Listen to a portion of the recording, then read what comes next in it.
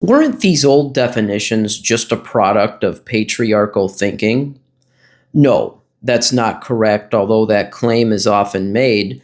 And I dealt with this in another video where I challenged the so-called chattel status of women. To the extent that these crimes were adjudicated with an eye towards maintaining male property interests in women, those property interests were very closely related to the male duty to provide resources for one's wife and one's family. Regardless, by the time the 1800s come around, the focus shifts entirely. And the focus at that time is on the virtue and well-being of women.